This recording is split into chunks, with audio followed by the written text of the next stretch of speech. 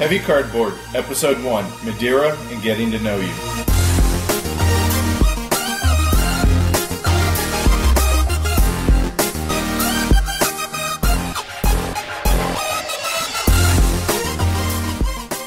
Coming to you from the edge of the Rocky Mountains in sunny Denver, Colorado, welcome to Heavy Cardboard, where we talk medium and heavy strategy board games, war games, 18XX, and other related topics in the board gaming hobby. We're your hosts. I'm Edward. And I'm Tony.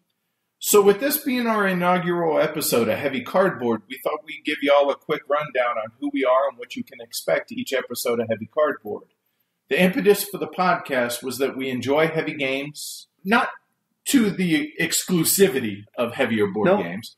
And we're just a couple of regular dudes who really dig on playing games. And, well, we like to talk, so there's that. As far as what to expect every episode, we're going to review one main game, as well as discuss what we've been playing, what we've acquired, and what we're trying to hunt and track down. We'll also touch on things that we find interesting over at BGG, and we're definitely going to count on listener feedback. You can give us that feedback by contacting us on the web at heavycardboard.com, Twitter at heavycardboard. You can follow us. This on Facebook, Heavy Cardboard, and you can email us directly, heavycardboard@gmail.com. Some other things that we might hit on while we're doing this is some miniature painting, or may even have the occasional interview or top 5, top 10 list or whatnot. In the end, some of this is going to be driven by what our listeners want from us. So hopefully we get some and that the guys enjoy it, and gals. Yes, and do please let us know what you think of our podcast and how to improve it and what kind of topics you guys want covered. So in the end, we're doing this to have fun and hopefully entertain some folks. With that, how about a little bit about who we are? All right, well, I'm Tony, and to keep it short and sweet, I like to play red. I like heavy games, and yellow sucks. I like heavy games, but I like games of all weights. Really, I really appreciate excellent mechanics in games when I find them, and that's something that really turns me on. And I really don't care if I win or lose a game, as long as I provide a stiff challenge for my opponents. What about you, sir? It's the think of it as the traveling, not the destination necessarily. That's correct. So I'm Edward, EAP's Board Game Geek. I'm also a Marine. I'm a Gemini. I like Mexican food. But anyway, I love to cook. I'm big into sports, quite opinionated, which hopefully you guys will hear as we go along. Relatively new to the board gaming hobby, actually. I've only been in, coming up this September will be 2 years as far as in the hobby itself. I started out with heavier games. I started out with Arkham Horror and pretty much transferred from there into war games and thank Christ for that. Arkham Horror, Jesus. So in the end, I'm a game player first and foremost, but I'm a collector on the side as well. Married, no kids, have a greyhound. Yeah, that's about it. Right on. So, with that said, let's roll into what we've recently acquired. Yes. There's 2 games that I've recently acquired that I'm excited about. One, I've been hunting for a long time since I was first introduced to it and really enjoyed the hell out of it. What's that? At our reunion gamers. That's Hab and Gut. Hab und Gut. So it actually arrived yesterday, but the postman couldn't deliver it, so I have to go pick it up Tuesday. That sucks. You don't have it over the long weekend. Yes, indeed. Bummer. I just played it yesterday. The other one, because I'm a Feld fanboy, and it actually has some interesting stuff in it, auction mechanic-wise, Strasbourg. Haven't played that. That's one of the few Felds that I'm not really terribly familiar with, to be honest. It's interesting. It's not his best work, but it's really a good game. Cool. What about you? It's actually been a busy week here at the EAP's household as far as acquiring new games. I'm big on P500 lists for various board games and Kickstarter and all that. So with that said, recently got Reluctant Enemies, which is a entry-level OCS game, which I'm intimidated really by OCS. But I think it's a good jumping-off spot. I'm interested in the theater for that game. It's World War II Vichy France. Yeah. So anyway. Also, some other games that I've recently gotten is I got Global Mogul, which is an economic worker placement with horrible art. But it's supposed to be a solid game, and I got it for about $15, so I was willing to finally break down. I can see that. And that's one I'm definitely interested in getting to the table with you. Yeah, I don't know how much the art will detract from it, but I digress. Another one, Rolling Stock. This is I actually made a print and play version of this, and it's a card game that's all stock market and company trading. Think 18XX, but with everything else stripped out except for the stock market part, and that part's pretty much on steroids. So that I'm really jonesing to get that to the table. Lastly, GMT just had a 50% off sale the last couple weeks. And after waiting a couple weeks to get the games in, I got 2 games from them.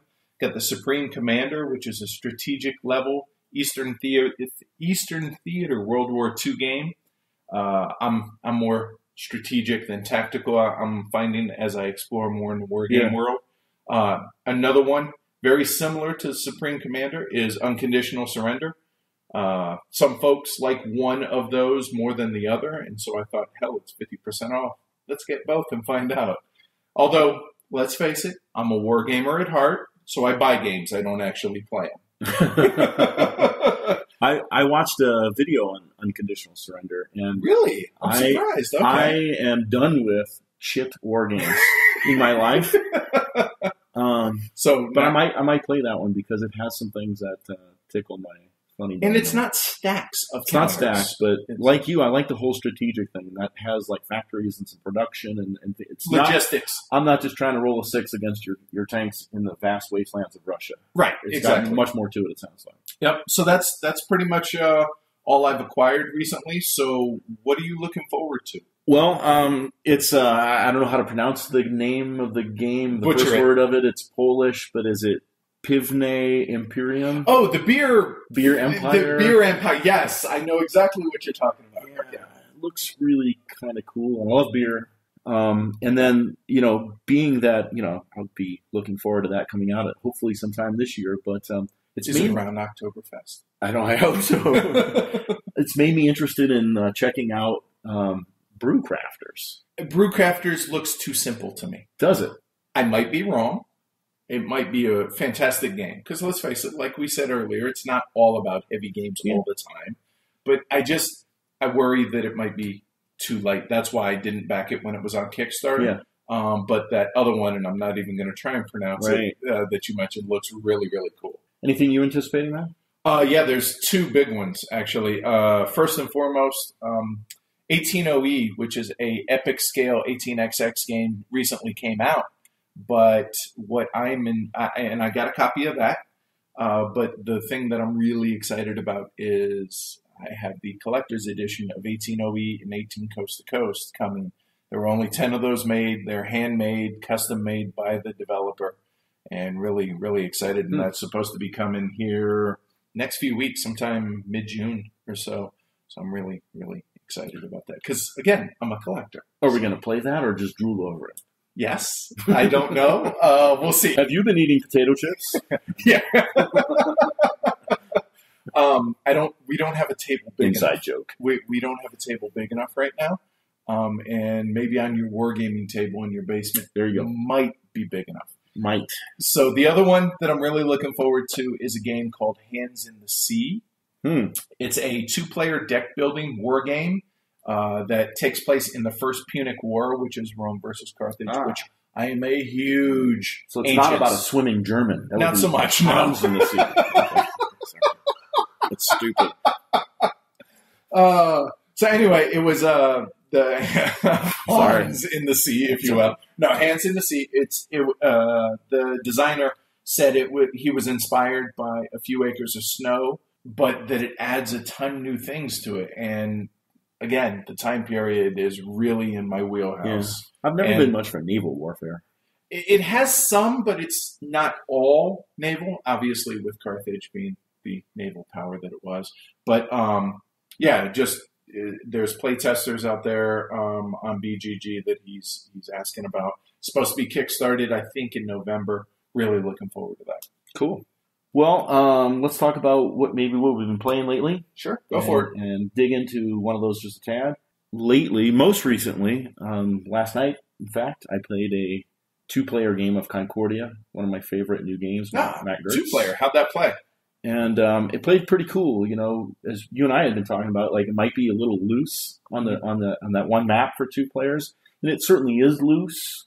But we found that there was enough competition on there, and you get into some areas of competition during the game as well, even though you don't necessarily have to start like that. So it's not completely solitary. You play your game, I'll play mine, and we never interact. No, it's quite cool. In fact, the game ended 16 points difference. So nice. It was very, very good game. Cool.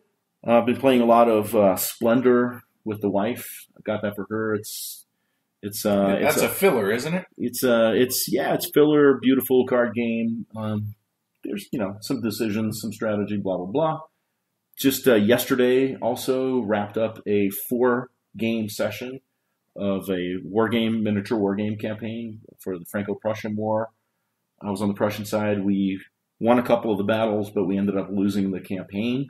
That was a lot of fun. Some gorgeous 28mm figures. I have to get together and play that. Not necessarily the Prussian, whatever. Sure. But I got to check out tabletop or minis gaming like that. I haven't done it yet. You keep pushing me to do it. Yeah, I want to do it. Just we got to get the timing right. I always when we play Field of Battle as our miniatures rules, and I always think that feels the most Euro gamey of all the war games I've played. Actually, it's very cool. All right. The one thing I've played a lot of recently that's also a new acquisition I didn't mention was Norenberc. Okay, that has beer meeples. That's about the extent of my knowledge of Norenberc. Norenberc. Let's chat about Norenberc for a second there. Yeah, let's. It's Andreas Stedding is the designer, so he's done Hansa Teutonica. Oh, which is an awesome game. And he's done Firenze. He's done a few more. Okay.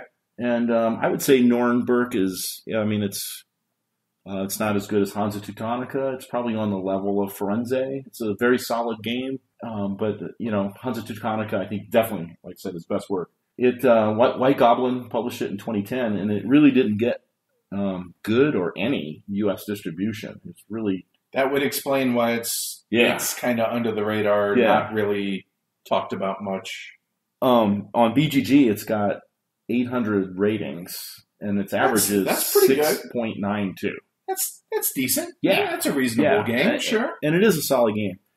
I mean, not that BGG ratings are the end-all, be-all, mind you, but at least this is jumping off. I think once you get a certain, number of ratings, it starts to be indicative. I think. Okay, that's fair. Like if it had 12 ratings, yeah, right. I gotcha.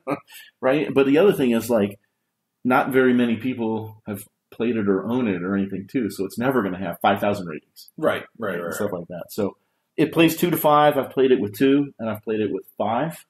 So the extremes. I played it with the 2 extremes, and it goes 1 to 2 hours, depending on those, how many players you got going on there.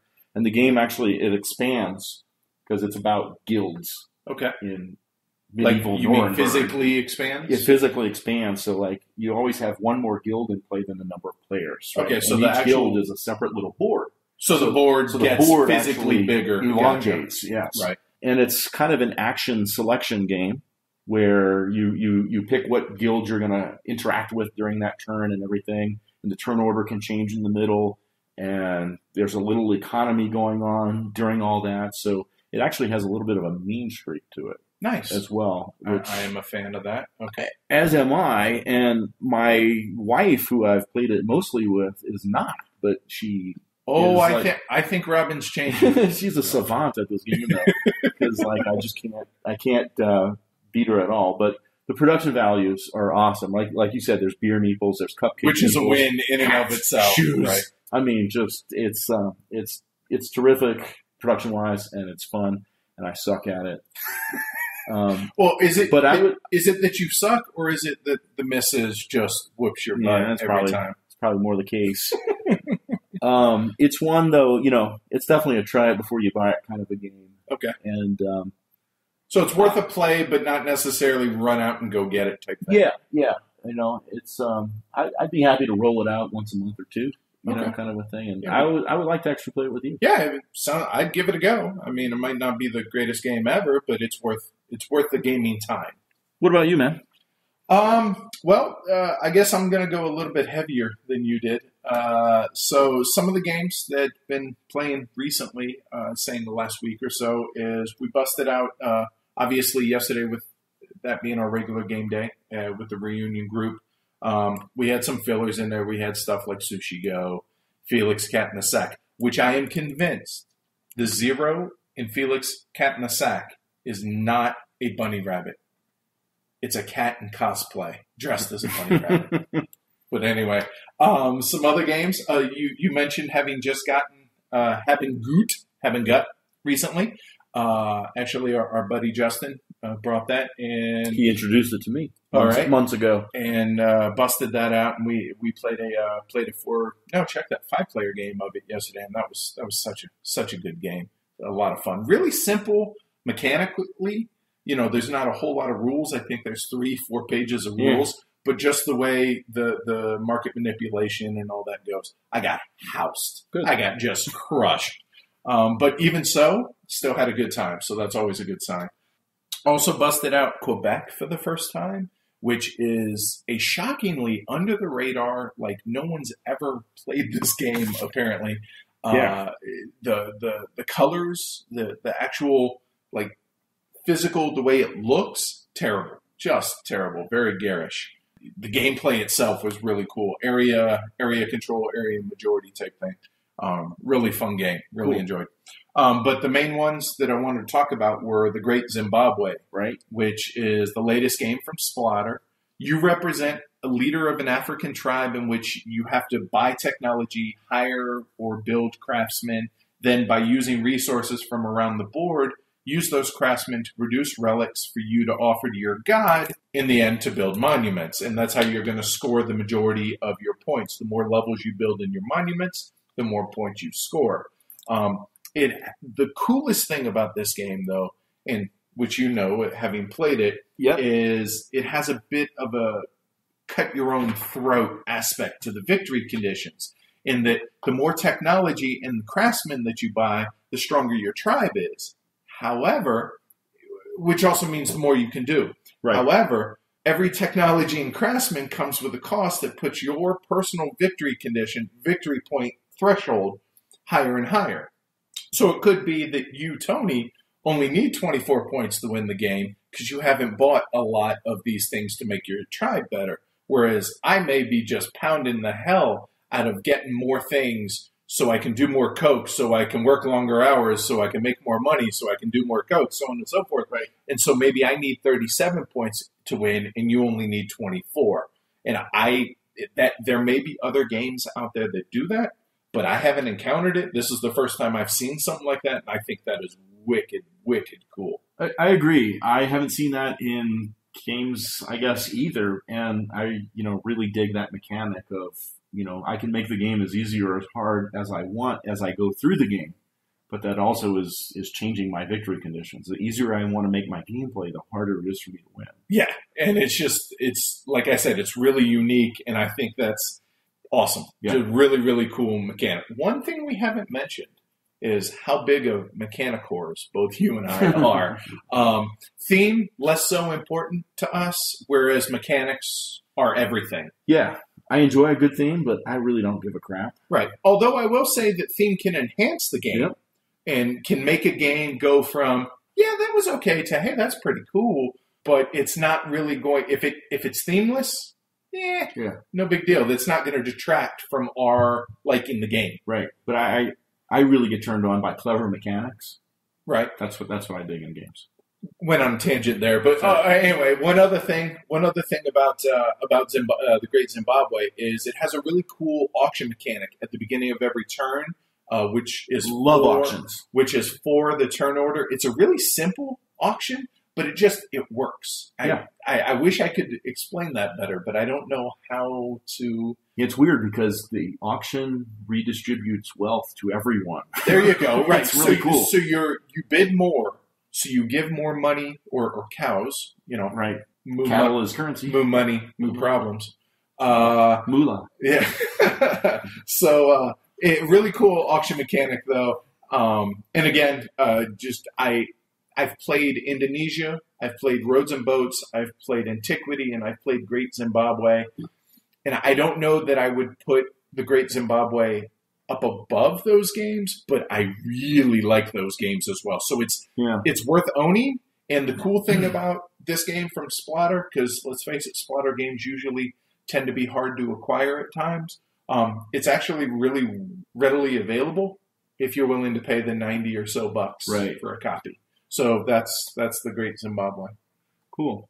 But when you started talking about Great Zimbabwe, you said there's a couple games. Yeah. And the other one, which again, what is it with high dollar games that I'm wanting to dwell on lately? But I don't know. You're a high class guy. You're right. So I guess it's the collector in me, but it also has to do with I like to think that I collect quality games and not just games in general. And the other game that I wanted to talk to falls in that category, and that's Wildcatters.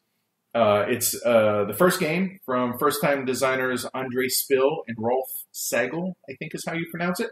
Published by Ras Games, which is actually the designer's publishing house. They made their own publishing house for it. So in Wildcatters, the players represent one of 4 early oil companies. As a quick aside, I did some research on this, and I found out that all the 4 oil companies that the players represent in the game, they're actually historic oil companies. Like there's Standard Oil, which now is ExxonMobil, the Royal Dutch, which is now Shell, the Anglo-Persian, which is now British Petroleum or BP, and Pacific Oil, in a roundabout way, became Chevron, along with another one that when Standard Oil broke up. But my point is, I like the historical touch that the designers gave that. So you represent the head of one of those 4 oil companies, and you're developing oil fields around the world. You bid for oil rights, you build infrastructure for the drilling, transporting, and finally the refining of all that oil. And the game's basically broken up into 7 rounds, during which you're going to be fighting over what essentially is 12 area majority mini games inside that comprise the whole game. And so what those 12 mini games are, there's 7 countries that you want area majorities for. There are the 4 companies of stocks that you want majorities in. And, of course, there's hard-earned cash. Cash.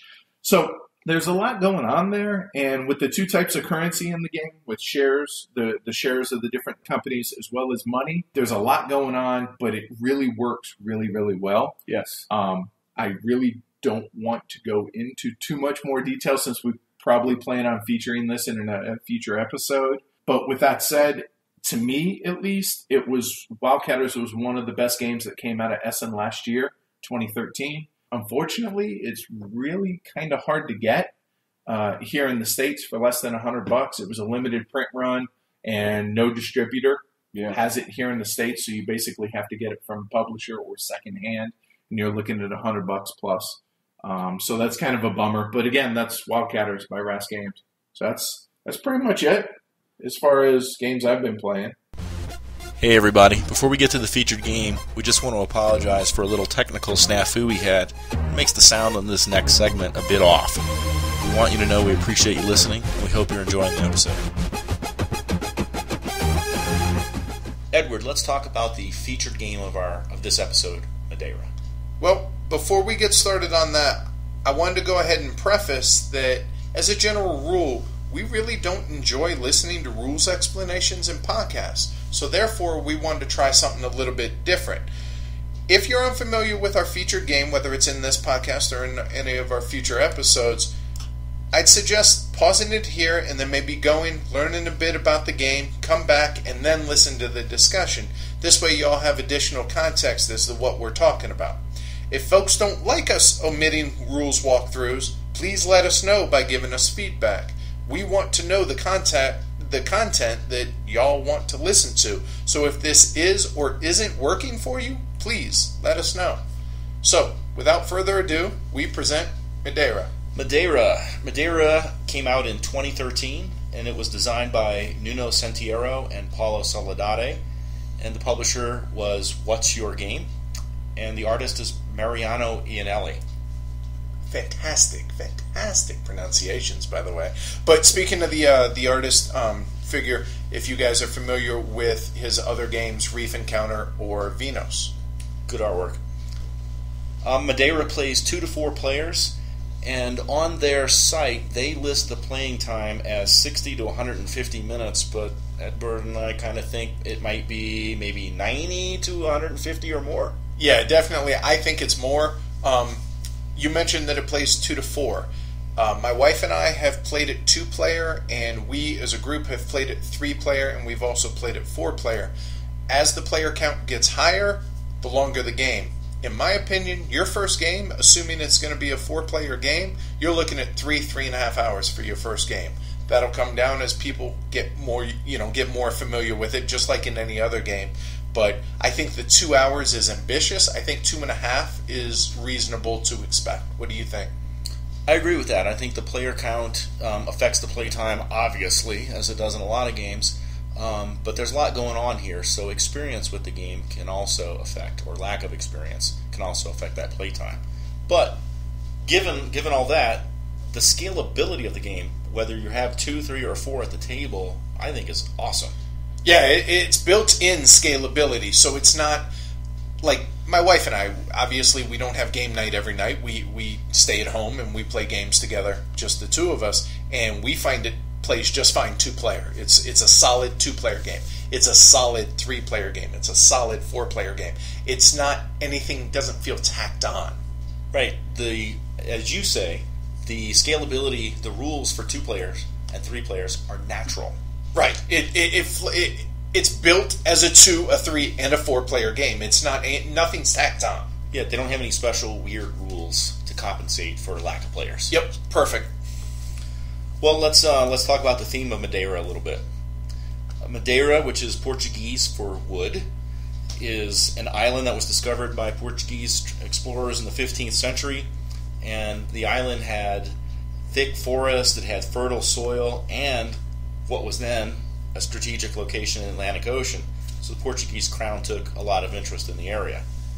During the game, what you're doing in the theme is the players are developing the island's cities and plantations as they transform from wheat production to sugar and to grapes. And along the way, you're building ships and you're trading with those ships the fruits of the island with Portugal's other colonies around the New World.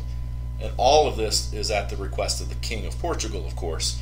And by more expertly fulfilling these crown requests, the players are earning the prestige points required to win the game. Theme, as we may or may not have said previously, isn't a big deal to us.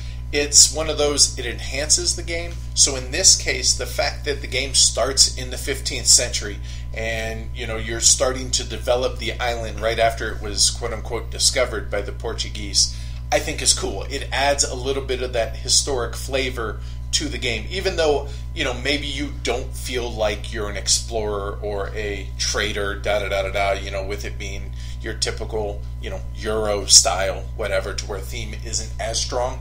I do appreciate the fact that they took the effort to actually research and integrate that research in the actual history of the island into the game. Yeah, you and I, because we play war games and things like that too, we're history lovers. Absolutely, we are. We appreciate that in our themes as well. We want to talk about some of the game mechanics and the gameplay and our opinions on those things, but first, let's talk about the board to give some context to that. Madeira has a gorgeous board, and it depicts a lot of things, but we're only going to talk about some of the key areas of the board. On the board, 2 islands of the Madeira archipelago are depicted, the island of Porto Santo and the big island of Madeira itself. And those islands are divided into 3 regions. Porto Santo is a region all to itself, and then the main island is divided into 2 separate regions. And those regions are used for dice placement and worker placement during the game. Also represented on the board are the cities of Madeira, and they're depicted as worker placement and area majority locations. Another important part of the board are the depictions of Portugal's other colonies around the world, and these are places that you can place your ships as workers and your workers as workers. Lastly, the marketplace. And the purpose of the marketplace is for you to use your ships to trade the goods that you're producing on Madeira for income. So let's talk about some mechanics. The main mechanics in Madeira are dice placement, worker placement, worker upkeep, and negative points avoidance. Every turn, the players are going to select a batch of 3 dice that they're going to use during the turn. Those dice are numbered 1, 2, and 3, and so while dice are a random factor in the game, the numbers 1, 2, and 3 are not a great range. Yeah, it helps that you can. There's not a huge disparity. It's not 1 through 6, as well as the fact that you're allowed to mitigate the die rolls, which reduces some of the randomness, which we're big fans of. Right, and that mitigation comes in the fact that those regions we talked about on the board, they're numbered 1, 2, and 3, which corresponds to the die numbers of 1, 2, and 3. So when you're going to place a die, you have to use a die whose value is equal to or greater than the number of the region. And so, even a bad roll, like Edward said, can be mitigated on a 1-to-1 ratio by expending bread, so that mitigation is accomplished through planning in the game. The reason you're placing your dice into the regions of Madeira is because there are certain actions available in each region, and you want to be able to take advantage of those actions on your progress towards your goals. And it's combinatorial, that dice placement, with any workers you might have present in those regions while you're executing those actions. If you have 1 worker or 3 workers, you're going to get 1 level of action or a higher level of action. The thing I really dig about the dice placement in this game is it's kind of twofold. Whenever you place dice in the game, you're placing it for an immediate action. You're in an immediate benefit, which are the characters in the game. But later on in the round, you're also going to get, potentially, you're going to be able to get a secondary action out of those dice, depending on how things play out, which we'll get into.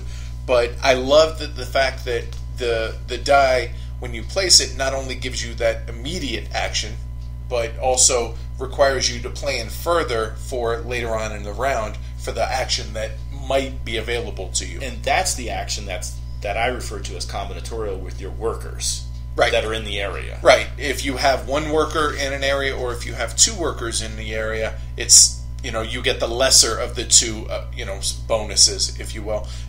Once you hit that 3 or more threshold, that's when you get the superior bonus, if you will. And I really dig the fact that placing 1 or 2 workers, which is the lesser of the 2 bonuses, is 1 action. But if you really want that extra bonus, that super-sized bonus, if you will, it requires that second action, which then means it requires more long-term planning to get that worker placed into the region. So worker placement.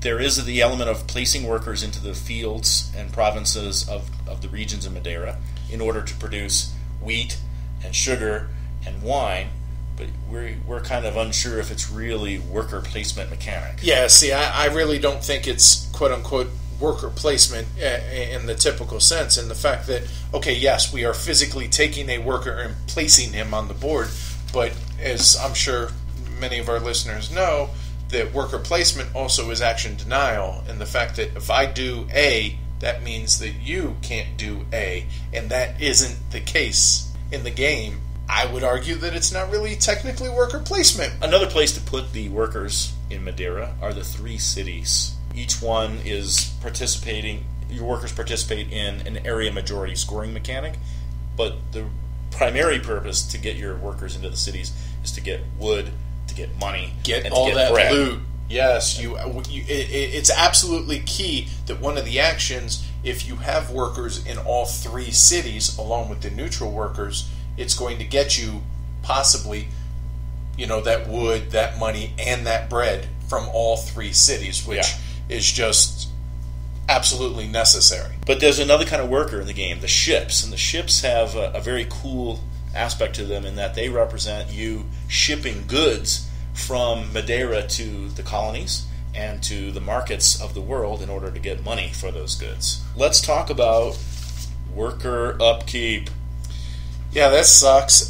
Definitely, you can tell that these guys are big fans of Uwe Rosenberg and the fact that there is that dreaded worker upkeep from, Agricola and so on and so forth. And the fact that at the end of every round, you're paying not only bread for all your workers, but now you're having to pay wood for all your ships. And the kicker with this is the fact that the game is 5 rounds long. If you put ships on the board in that first round, man, you better have a plan with that, because if you don't, no matter what you do, you're paying that ship upkeep of wood, 1 wood per ship, every round for every ship for the rest of the game, and there's no way to avoid it. And if you fail to meet your upkeep demands, you're going to get some of those negative points. But when it comes to feeding your workers, you can control how many of your workers are on the board at any one time. Right. The fact that workers can go onto the board and come off definitely helps. And it adds another layer of strategy. Oh, wait, do I want to put this worker on? Oh, man, that's an extra bread I'm going to have to pay. Oh, I'm going to be 3 bread short. Okay, now I'm going to end up taking pirates. And, yeah, it's just layer upon layer upon layer of complexity, or as I like to think of it, as decision-making. I think it is a wonderful layering of complexity. Oh, absolutely. There's one other thing, and it goes along with the negative point avoidance, and that is pirates. You mentioned it just now, right? When you fail to do upkeep on your ships or your workers, you're going to get pirates. And another mechanic in the game is that there are pirate dice that are available during dice placement, and there's 1 to 3 out there available for all the players to choose from. Like the regular dice, they're numbered 1, 2, or 3, and the same rules apply to placing those dice, with the exception of they don't act in combination with any workers that you might have in the region that you're placing the die. They just get you the one immediate action. Right, and by using the pirate dice, you're getting that extra action for the first half, if you will, for the first ability, the immediate ability. But what it's not giving you is the ability or the capability of using it for that secondary action. And to boot, on top of that, while it does give you that extra action, it also comes with an additional cost, which is you have to remove one of your workers out of the city watch, which, okay, no big deal. I'll just pull a guy off the board, which, hey, that's cool. That's 1 less dude I have to feed. But the kicker is, if you don't have workers in the city watch... You don't have workers in the city watch, you cannot place pirate dice. And so you miss out on the extra actions. And all of a sudden, I get, 4 or 5 actions by my 3 dice, plus using 1 or 2, or possibly even all 3 of the pirate dice, assuming I have that many workers in the city watch. But Tony, hey, he chose to forego putting any workers in the city watch. That gives me free placement of these pirate dice at my leisure. And by placing pirate die, you're also able to possibly cause pirate negative points to accumulate on your opponents. Additional, right? Because during that the secondary action phase, if you choose not to pay the cost that you're going to have to pay for that building action, right? Then you have to take pirates. If there's no pirate dice, hey, I take 1 pirate. No harm, no foul. But if there are pirate dice, when that gets re-rolled, and if that ends up with a 3, then you're taking 4 pirates all of a sudden. And it's a considerable difference between having a pirate die there and not. So I think the topic of pirates is a good segue into scoring, because pirates do factor into scoring, but the primary scoring in the game is done by these crown requests. Each player, every turn, is going to be able to pick a crown request, and plus they're going to start the game with some. Right, and another really cool aspect of the game is whenever you do take those dice at the beginning of the turn, you're actually choosing 4 things. You're picking the dice, you're dictating turn order, whether you're going to be, assuming a 4-player game, which position you're going to be taking. You're going to be taking one of those crown requests, and you're also going to be resetting potential guild tile or guild favors that you may have acquired throughout the game. So these crown requests, really what they represent are your scoring goals in the game. And so I think there's 5 or 6 different kinds. It's escaping me right at this moment, but nevertheless, they're your scoring goals for the game. They're going to ask you to invest in the cities with workers. They're going to ask you to ship lots of things to the markets. They're going to ask you to invest in the colonies. They're going to ask you to do all these different things that are going to earn you points and have you in competition with the other players. At the end of round 1, 3, and 5 are going to be the scoring rounds where you're going to cash in some of those prestige points, because this is about having prestige in the king's eyes. And that's going to be the score during the game. And then at the end of the game is where those pirate points come in. It sucks to have the most pirates. Absolutely. In a 4-player game, and I forget the exact breakdown, but I do know this. Whoever has the most pirates loses 16 points, and that's considerable. In all the games that we've played, anybody who's lost those 16 points has not won the game. It's fatal. Yeah, it absolutely is, and we've had a wide range as far as scores go in a sense when it comes to pirates. In a sense that we've had games in which all 4 players have had some number of pirates. We've had other games where 3 of the 4 players had no pirates, and the one guy who had 3 pirates, all of a sudden he's like, "Wow, 16 points, I'm screwed." Hey, I think it's a case of I don't have to be faster than the zombie. I just have to be faster than you. Yep, exactly. I don't have, I don't want to have the most amount of pirates, but I can have pirates as long as I don't have more than you and you and you. Right, or not even that. I mean, having a few pirates, losing a few points. Again, you're gaining points by not losing as much as your opponents. Right, and that is something that's been a topic of discussion. Where if you are playing in a way that you are really avoiding taking pirates, you might not be maximizing your total score because you're missing out on some opportunities you should cheat and take advantage of. Absolutely. There are ways to mitigate pirate consumption, if you will. Accumulation? Sure.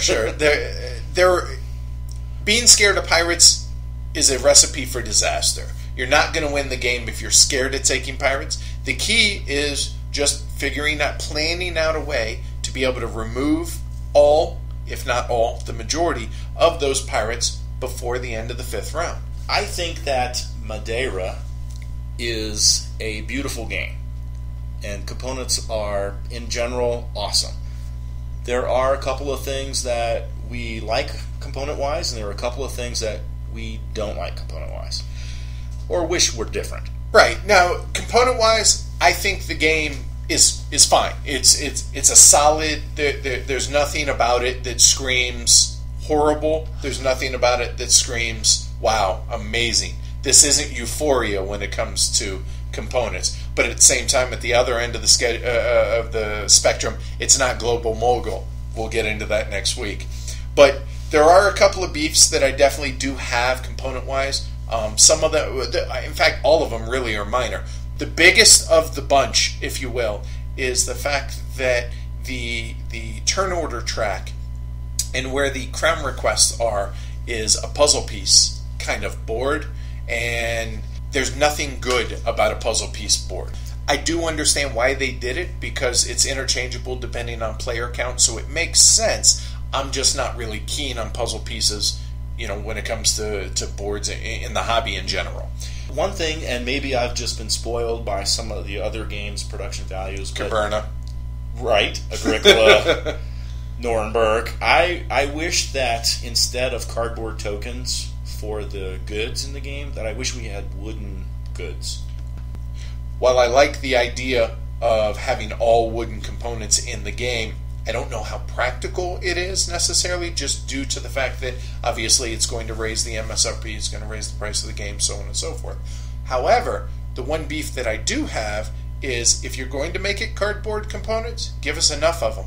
And that's my one kind of component gripe outside of the puzzle board, is the fact that normally we play with poker chips for money in all of our games. However, the last time that I played this, in fact, it was a couple days ago, was we used the money in-game, and we actually ran out of money. We also have run out of bread. We've run out of wood before. You should never run out of components, in my opinion. I agree with that. I really like Mariano's artwork. I think the board is pretty. All the depictions of the characters and things like that are awesome. Yeah, it's beautiful. I mean, if you've seen Vinos before, if you've seen Reef Encounter, I'm a really big fan of the art. Just the aesthetic of the game, I think, is beautiful and really top notch. Let's talk a little bit about what we think makes this game heavy, makes this game fun. So one of the things I think makes this game heavy is, we've both kind of talked about it a little bit, is the layered complexity of the different mechanics that work together, which makes planning a very crucial part of the game. I feel like every little decision that you have to make in the game is very critical to the game. It's very much Death of a Thousand Cuts in a sense that every decision that you make in the game matters. However, it's not so unforgiving that if you made a mistake, maybe you placed a worker or you took an action that wasn't quote-unquote optimal, it's not going to sink you for the rest of the game. However, every decision in the game does carry weight, which is just awesome. I agree. I likened it to building a wall. Every move is putting a brick in the wall during the game. And at the end of the game, your score is kind of the metaphor for the wall, or vice versa. So one thing we kind of talked about already was some of the luck and random factors in the game. The game does have some, but I feel like it's a minor part of the game. At the initial setup, you have the crown requests, which are randomized. You have the guild favors, which are randomized. And round to round, you also have the characters, which building each character is going to go into. And of course, you do have the dice. Even though the dice are the most random thing, I guess, as we mentioned, they're mitigated by bread and things like that, and it's not a huge range of numbers. The variance is very small. Right, and the fact that the random setup and the variable setup, the quote-unquote randomness or luck or whatever of that, if anything, enhances the game because of that fact that there's variability in the setup in every game. No two games are identical in that respect. What about this? How long do you think it takes players to get the game when they're first playing?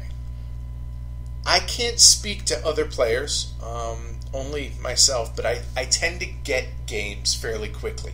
I might not get the depth of the strategy, so on and so forth, but that moment when, it clicks, I tend to get that fairly quickly. And for me, it took about a half a game for me to understand, what it is I'm trying to do.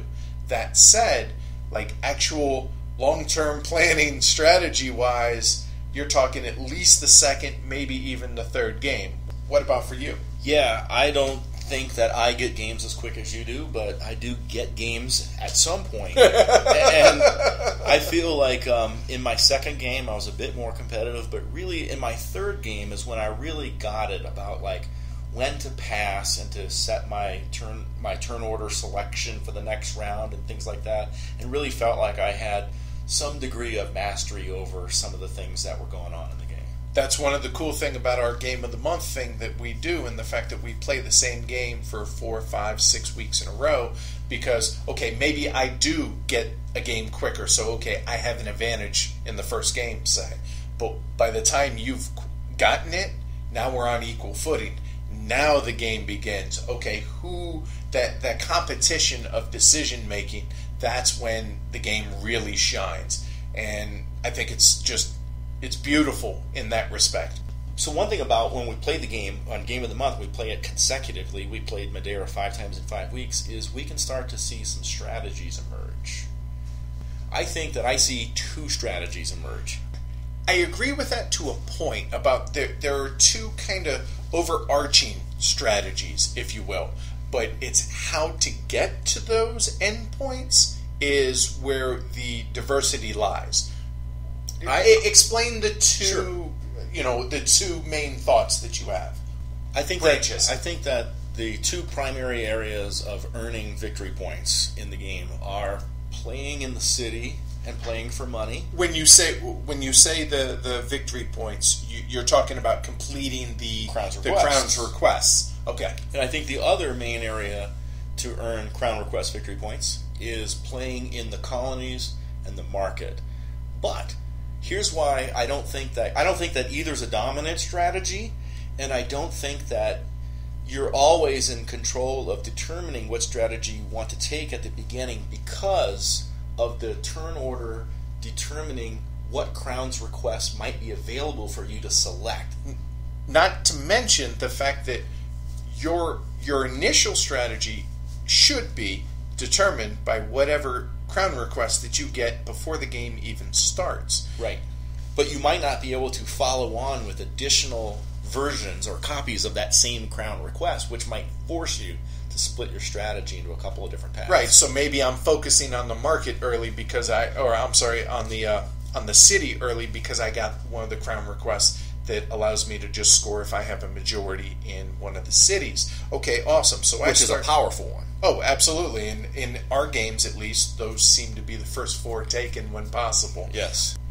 So if you're focused on the city, that's all fine and good. But if you end up passing later, say in the round, and now you have a later choice as far as which dice to select, and which also includes which Crown request to take, maybe you don't have the choice of that market or of that city anymore, and you're forced to take a colony one. Now you all of a sudden you have to invest in some shipbuilding, which you were planning on avoiding, but all of a sudden you have to be very tactical in the sense that, oh shit, I really got to go over here now. Oh god, now I'm going to have wood upkeep to build the ships. Oh yeah, and now I got extra upkeep, not just for my dudes with the bread, but now I have wood upkeep. So that might completely change your strategy midstream.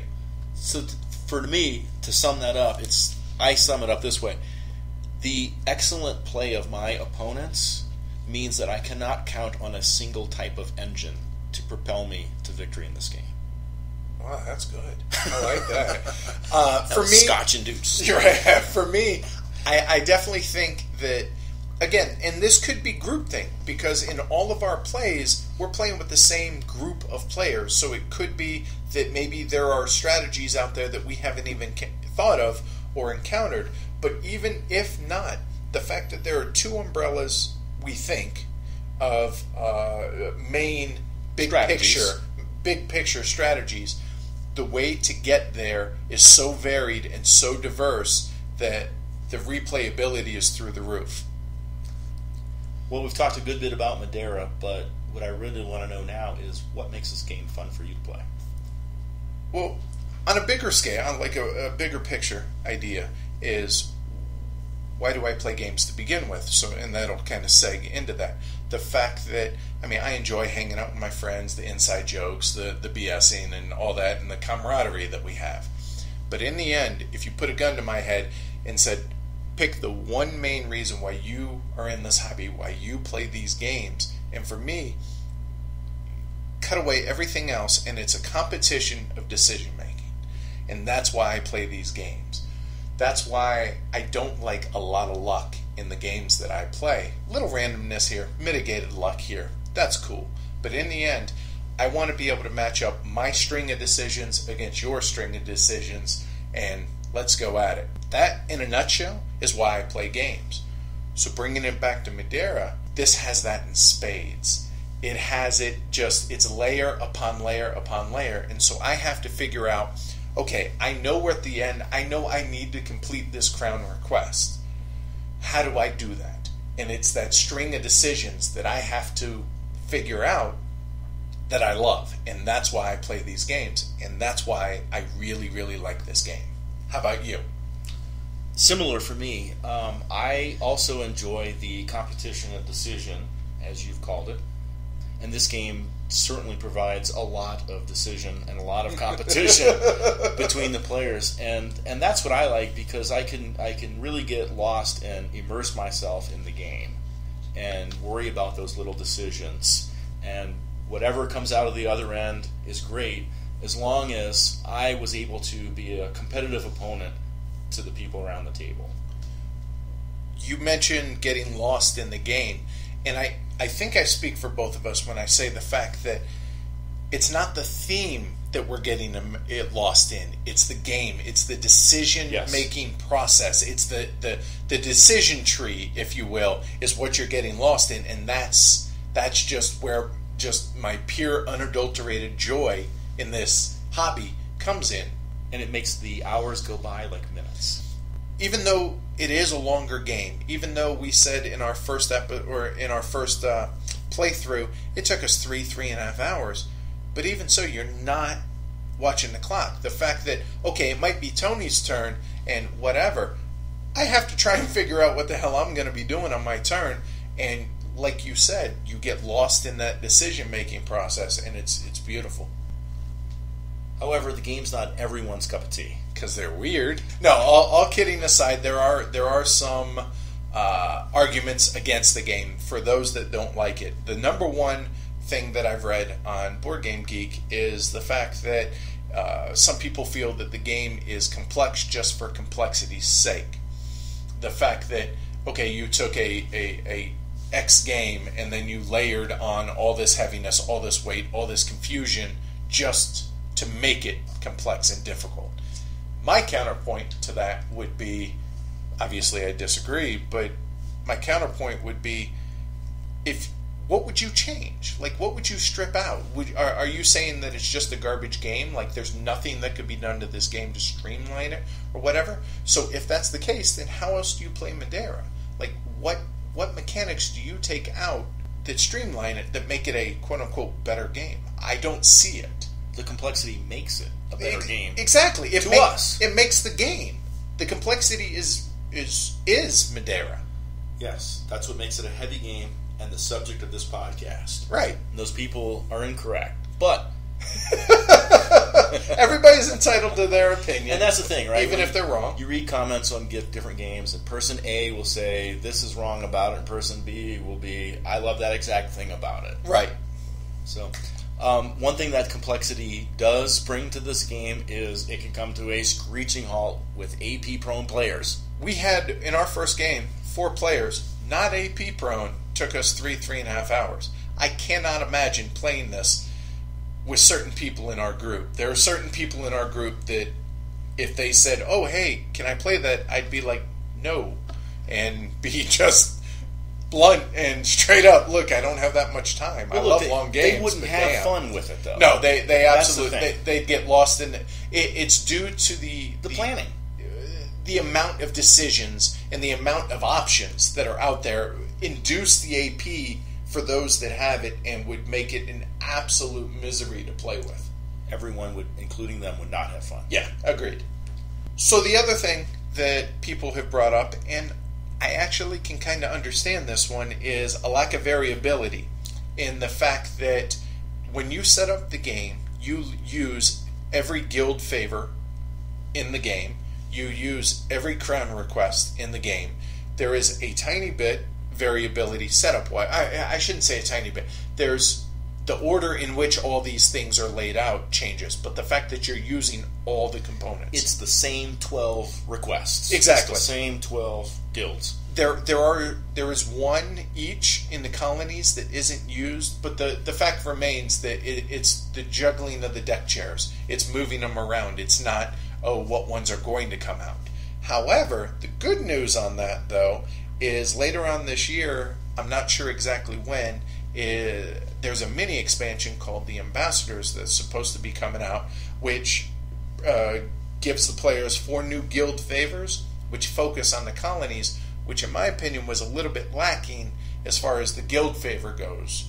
The fact that were directed towards rule breakers for that side of the board, and I think that's a huge plus because the game does lack that variability.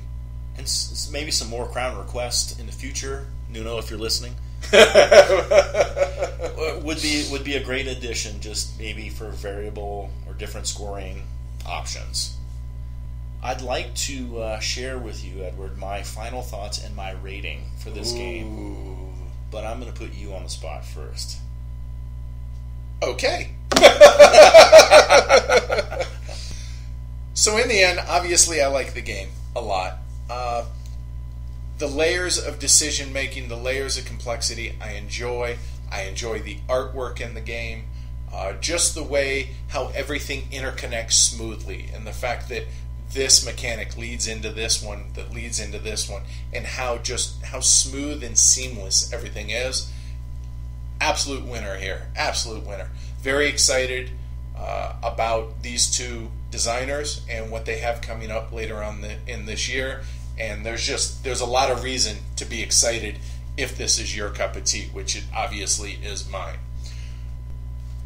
But before I give my rating, I'm going to change it up a little on you. You have to give your final thoughts first, then we'll talk ratings. I see. Yep. All right, final thoughts for me on Madeira is I love this game. It is a very complex game that I find myself easy to be immersed in, and I love the mental exercise that it gives me through all the planning and things that I have to account for and accomplish during the game. I really just dig the brain burner aspect of it for me.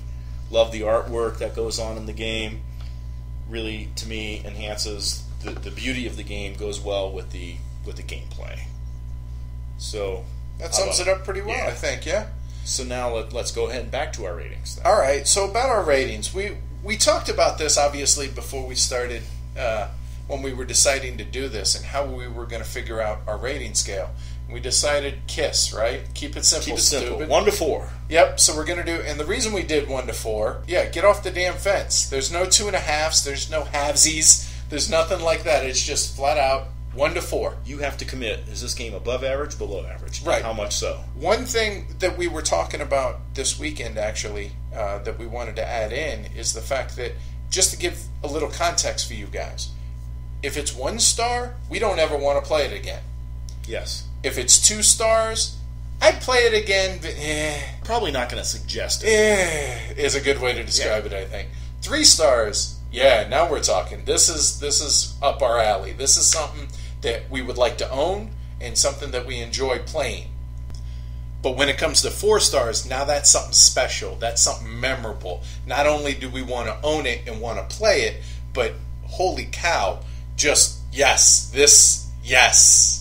Scratches all the itches. Yeah, exactly. This is what you would rate a 9 or a 10. So my final rating on this, after giving it some consideration, absolutely is a 4. I'm worried about people thinking that I'm going to be a big softy when it comes to... Not you, man. When it comes to rating games, but I think people have realized that as we go. But no, as a whole, I think this absolutely scratches all the itches that I want it to scratch. And it's absolutely the best game that came out of Essen last year, and I don't know what... when you factor in the fact that the Ambassador, the mini expansion, is coming out, that's going to give it that extra touch of variability and replayability, top notch. It's definitely a 4-star game for me. How about you? Yeah, for me too. I definitely give this game a 4. I love the immersion factor that I get, as I mentioned, and all the gameplay is just terrific. Great competition, great challenges presented by the game. It's 4 all the way. Cool. So yeah, that's Madeira. Right on. Let's get on to some other things.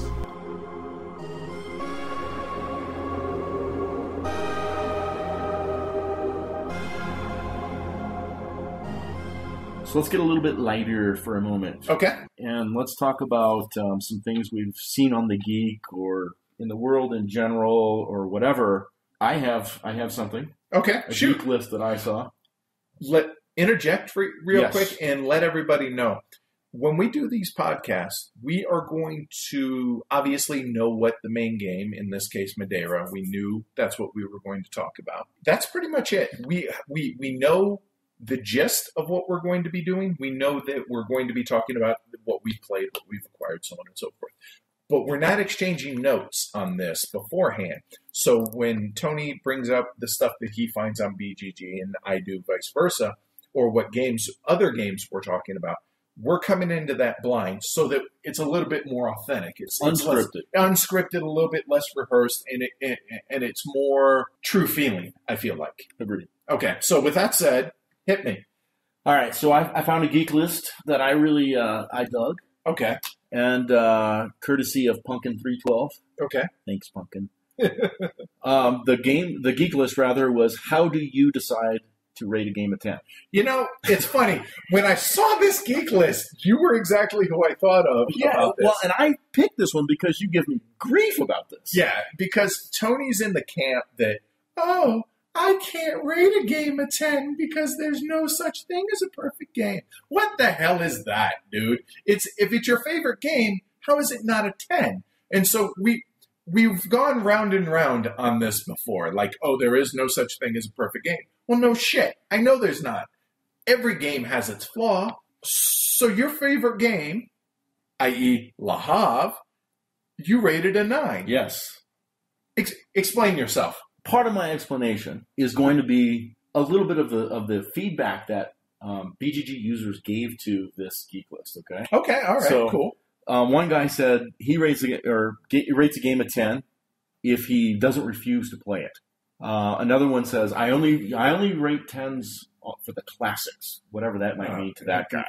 Okay. Hey, everybody's entitled to their opinion. I'm not gonna give him grief for that. One guy said what you said, right? My favorite game. I rate my favorite games 10s. And the BGG thing, we covered that, right? It's an outstanding game. Always want to play. Expect this will never change. Let me add. Okay, about the first guy that you talked about, who said that that I'll never refuse the game. Let's say I just got off a hard day of work. I worked 10 hours today, and I'm exhausted. I'm really. It was just a draining day, right? And my favorite game, or at least one of my favorite games, which is Pax Porfiriana, that's a pretty heavy game, right? Hmm? I probably don't want to play that game after having worked a long, hard day. It's hot, I'm tired, whatever, but I'm in the mood to play the game. Does that mean I can't rate it a 10? I don't get that. I know. According to that guy. Yeah, and according to you. No, because I don't rate anything a 10. So I guess to get back to your question to me on this, I'm wondering if I need to change my tune and go along with what you're saying and what one of those people said. Don't go along. Just having your favorite games rated as 10s. Give me an argument against it. There's no perfect game. So what? So that diminishes the scale.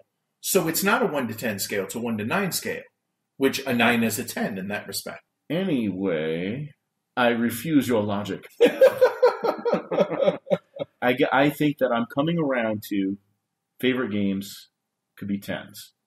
And it's a culmination of all the things that make that game a favorite. It could be a theme, it could be mechanics, it could be whatever, player count, different interactions, etc. And so I'm going to make Le Havre and Trajan both 10s. Rock on. Good for you. Look at you. I feel like he's all grown up and he's all grown up. All right. But don't do it. But don't do it just I am because, not. Okay, because I think that way. Everybody's entitled to their own feeling. The cool thing about the BGG ratings, and I know that a lot of people are apprehensive about going against the quote-unquote rules that BGG set up for, or the definition of the scale, is in the end, if everybody rates a game however they want to rate it, using whatever criteria that they want, in the end, with enough ratings, it's going to even out. So it doesn't matter how you, Tony, or how me, Edward, rates a game, or how we determine to interpret that 1 to 10 scale. In the end, it's going to harmonize and come to a general consensus that all works out in the end. Yes, so rate it however you want, but use that 1 to 10 scale, but use it for whatever criteria you want. Changing gears, but staying on the whole geek list thing. One that I found interesting is a geek list by a user, Valis2501. I think that's how you say it. You might have pronounced the 5 wrong. Yeah, I may have. And the name of the geek list is Find Your Geek Buddy.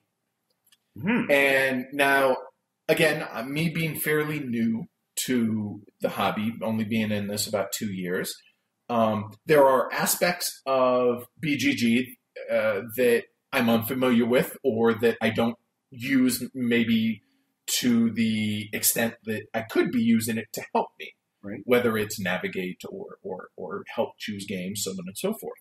So Nicholas, or Valis2501, he asked, or he proposed this geek list to help people find other geek buddies that you can use on the site that have birds of a feather, kind of find people with the same interests. And so what he did is he said, add your favorite game or a game that epitomizes your tastes. Give a little bio about yourself. give a description of your gaming preferences, which obviously with us would be on the heavier end of the scale, and explain why you chose the game so that people then who have similar tastes could then geek buddy you. And then maybe as you acquire games or give your thoughts, give your comments, give your reviews, whatever, of games, it helps them find that so that it makes your decisions easier whether to acquire a game or maybe turns you on to a game that you would like, but that you wouldn't, that would have been off your radar otherwise. That's very cool. Yeah. So do you use Geek Buddies? I do not. What you're describing is very social media-like. Kind of, yeah, within BGG itself. Right. And I have only just started using, I mean, I'm on other people's lists and I have people on mine, but it's more just my friends. I didn't really think of it in that way, and so I thought that was a pretty cool idea. That is very cool. What about you? Anything else? Either BGG or other? Other. Let's do other. Okay. As we were recording this podcast over Memorial Day weekend, just want to take a moment to say thanks for the soldiers that have given the ultimate sacrifice over the centuries, and to thank those who are or have, like you, Edward, serving our country. Thank you, sir. And because of those guys and gals, we can talk about board games. Yep. It's funny. Earlier I mentioned that we don't, give each other our notes for this stuff, and I actually was going to bring that up. The fact that, here it is the day before Memorial Day, and that, that means a lot to me. It's funny. When I was active duty in the Marine Corps, I got out 3 days before 9/11. Yeah, it was more or less, I'm a Marine. Yeah, but as time goes on, it means more to me being a Marine and having that, being proud of what I'd done. But today, or not today, tomorrow, with it being Memorial Day, obviously I'm still here. I haven't given that ultimate sacrifice. So even though we're going to be releasing this, a good bit after. Early June. Early June. Hopefully, if not this year, maybe next year, people take a minute and reflect on what Memorial Day actually is. Yes, it's a day off work. Yeah, it's a day to get together with your friends and game, or go out and grill, or whatever, watch a ball game, whatever. Take a few minutes out of your day and appreciate and be thankful for those that have given their life in service of the country and protection of the country. Right on. So one other thing I wanted to change gears on is, dude, the weather in spring here in Denver. I know a lot of people think Denver is up high up in the mountains and it snows here constantly, and that's not at all the case. Wait a minute. We want you to think that and not move here. Yeah, or that. No, wait. If you dig heavy games, come to Denver. Oh, true. Yeah. Anyway. It's warm at the game table. Right. We actually we're on the edge of the plains here in Denver, and this week we have had some ridiculously crazy hailstorms and just tornado warnings. We had tornado sirens going off all week, and this was the first week that we've lived here, and we've lived in Denver here, I think, 4 or 5 years now, that I was truly scared at the house. Like, the hail was hitting so hard, the sirens are going off. It was the first time I've actually been scared here in town.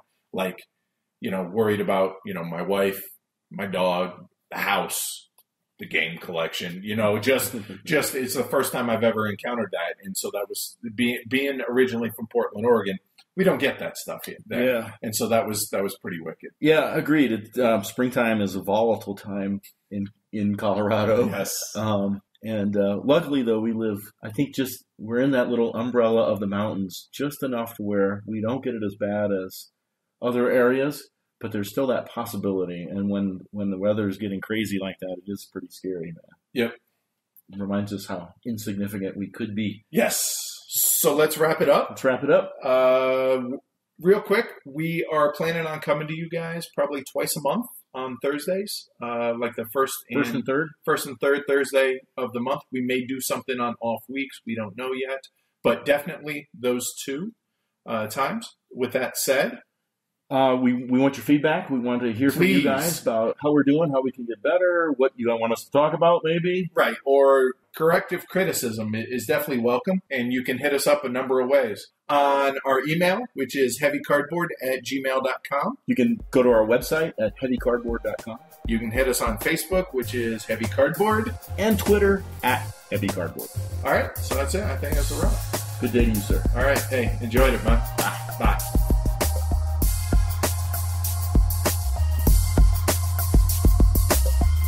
Heavy Cardboard thanks Ronald Jenkins for our theme song, Disorganized Fun.